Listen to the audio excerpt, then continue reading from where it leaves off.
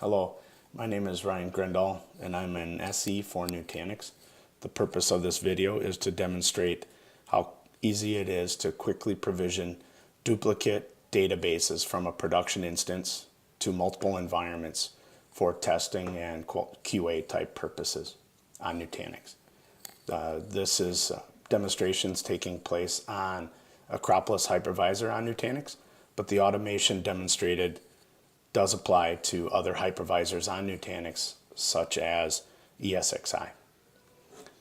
For this demonstration, we're going to show you here that if I go to the virtual machines table view, you will see here the production SQL virtual machine running on Nutanix, as well as on the same Nutanix cluster, I have another virtual machine that I would like to, that is currently running a SQL instance, that I would like to make a copy of a database from production on this environment for testing purposes.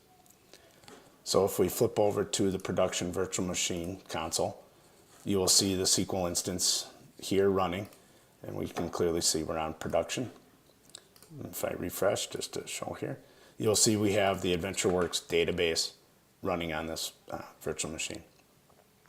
So if I flip over to our test SQL instance as well, you'll see here in the databases that we just have the system databases on our test SQL instance. So now, leveraging our automation, PowerShell, and APIs, we're able to quickly provision. I'll show that here.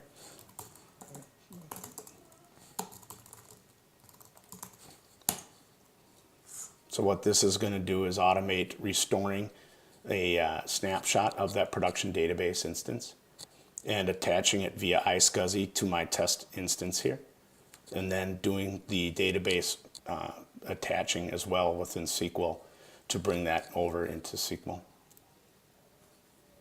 And we'll give it a few seconds to attach. So now you'll see our volumes have appeared, and we can see from the logging functionality that it did attach the database AdventureWorks.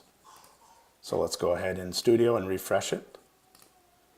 And now you will see we have a copy of our production database mounted into our test instance.